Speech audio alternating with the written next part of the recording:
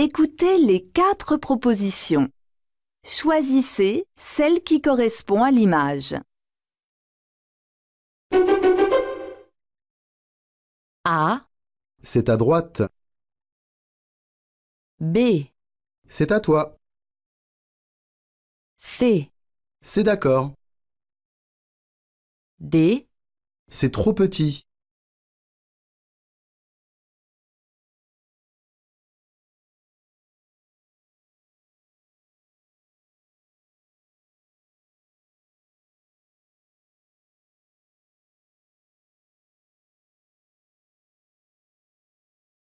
Écoutez les 4 propositions.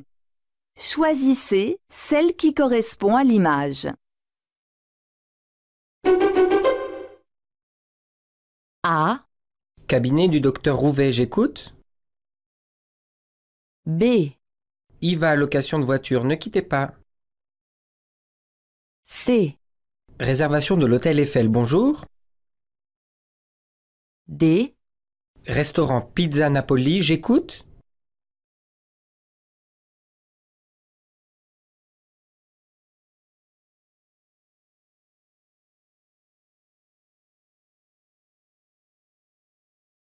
Écoutez les 4 propositions. Choisissez celle qui correspond à l'image.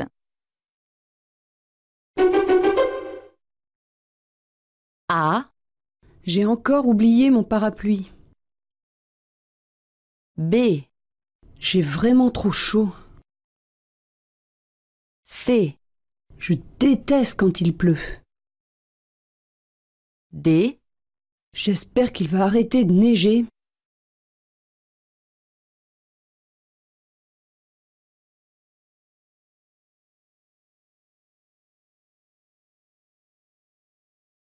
Écoutez l'extrait sonore et les 4 propositions.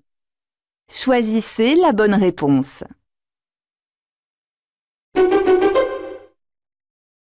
Quand est-ce que vous partez en vacances?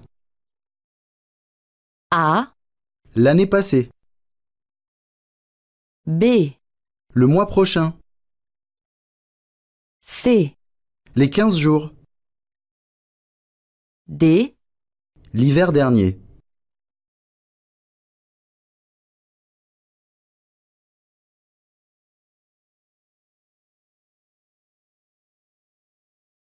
Écoutez le document sonore et la question. Choisissez la bonne réponse.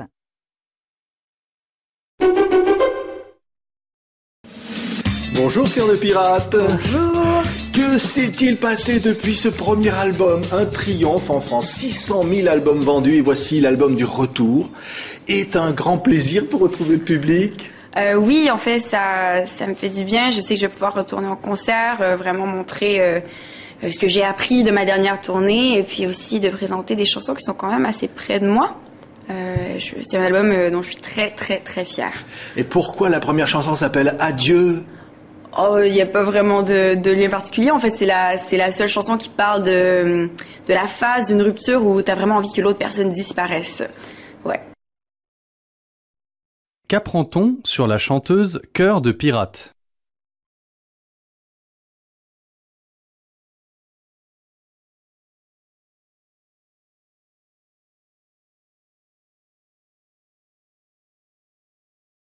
Écoutez le document sonore et la question.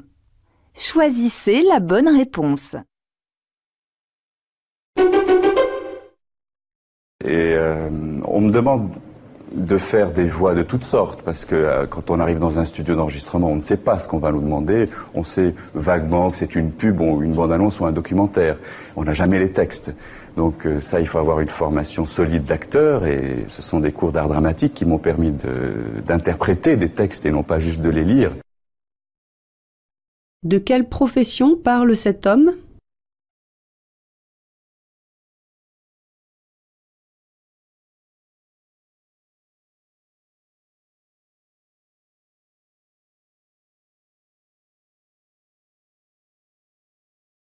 Écoutez le document sonore et la question. Choisissez la bonne réponse. Le Salon du Livre de Montréal est un rendez-vous annuel pour l'équipe de la librairie francophone. L'émission a été enregistrée jeudi devant public. Elle a réuni une belle brochette d'auteurs, dont le prix Femina de cette année, Patrick Lapeyre. Très bonne émission avec des très bons invités et puis on est ravis de trouver le public québécois qui est un public très fidèle de la librairie francophone. D'après cet extrait, que pouvait-on faire au Salon du Livre ?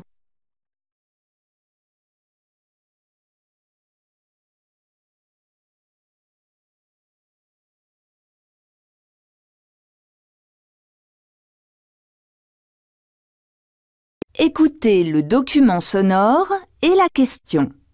Choisissez la bonne réponse. Ce sera vendredi prochain, tout près de Paris, à La Défense. Des coureurs vont partir à l'assaut d'une tour. Oui, des centaines de coureurs, et pas n'importe quelle tour. La tour First, c'est la plus haute. Écoutez bien, 230 mètres de dénivelé, 48 étages, 954 marches. Voilà ce qui attend les courageux. Et ils sont près de 800 déjà inscrits pour cette course, vraiment pas comme les autres. Quelle est la particularité de la course dont parlent ces journalistes ?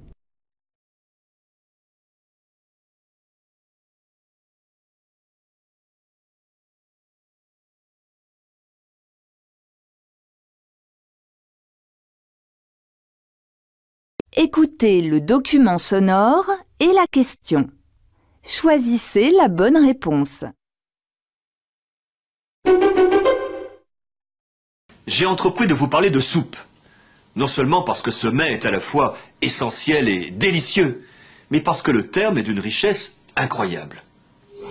Le mot soupe, qui signifie proprement une tranche de pain, a rapidement désigné ce plat simple, rustique et nourrissant, une tranche de pain recouverte de bouillon. Soupe, par suite, en est venu à signifier le repas en général, voire la nourriture ou ce qui est profitable. À la soupe vous invite au repas, quel qu'il soit. Manger la soupe sur la tête de quelqu'un signifie être plus grand que lui, pouvoir manger sur sa tête. Et bouder la soupe signifie manquer d'appétit en général. Que veut dire à l'origine le terme soupe ?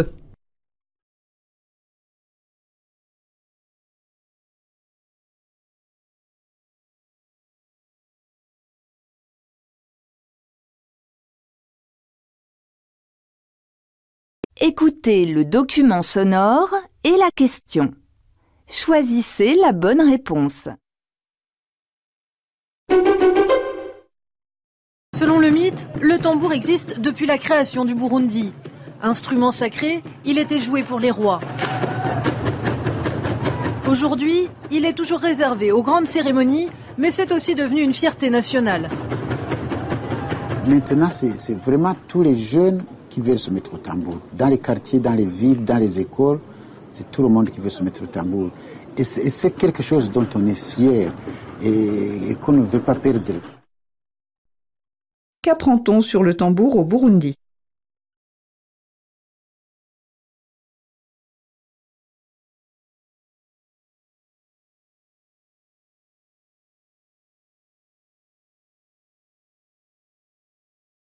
Et la question.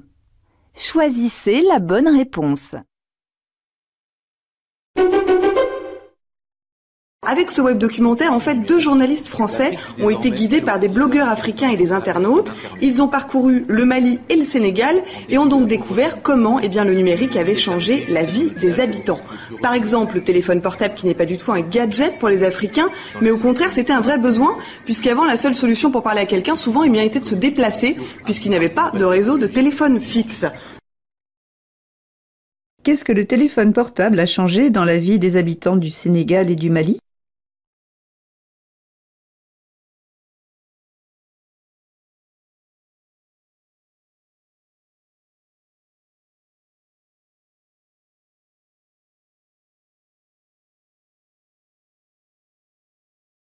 Écoutez le document sonore et la question. Choisissez la bonne réponse. nous avons tendance à devenir de plus en plus des consommateurs et des consommateurs boulimiques des richesses qui nous entourent, qu'il s'agisse des richesses concrètes de l'univers et que nous détruisons en les consommant, ou des richesses intellectuelles que nous absorbons avec une intensité, une rapidité beaucoup plus grande que nous ne parvenons à les renouveler. Que dénonce cet intervenant ?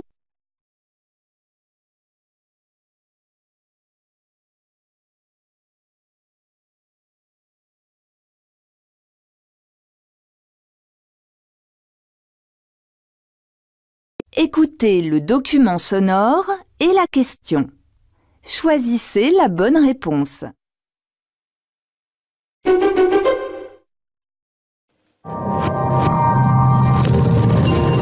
Klaxon, alarme, sirène d'ambulance, Buenos Aires est classée 4e ville la plus bruyante au monde. Invisible, le bruit n'est pas considéré comme une véritable pollution. Pourtant, il ne provoque pas que des troubles de l'audition. Stress, insomnie, complications cardiovasculaires. Les autorités ont bien essayé de réglementer le volume ambiant. Peine perdue, noyés dans ce vacarme assourdissant, les plaintes des Argentins ont bien du mal à se faire entendre.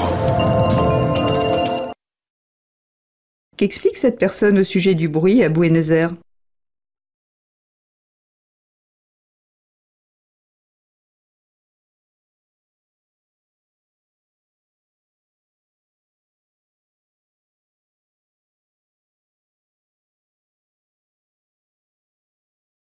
Écoutez le document sonore et la question. Choisissez la bonne réponse.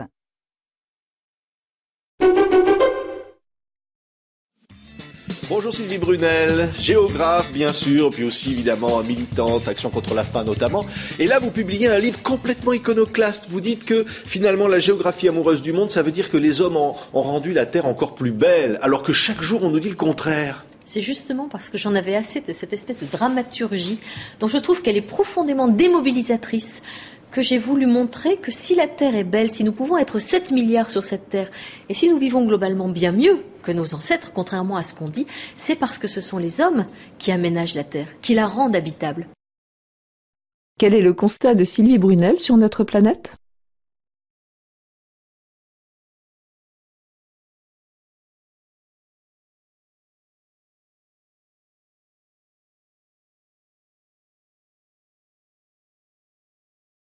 Écoutez le document sonore et la question. Choisissez la bonne réponse.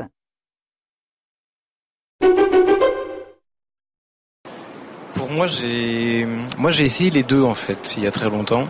J'ai écrit des chansons en français et en anglais, mais j'ai quand même l'impression qu'écrire dans sa langue maternelle, ça a quelque chose de plus viscéral, enfin en tout cas pour moi, parce que j'avais une approche assez théorique et assez imagée de l'anglais, alors que le français me demandait d'assumer beaucoup plus ce que je disais. Et moi j'aime avoir une écriture qui est beaucoup plus violente par rapport à ce que j'ai besoin de dire.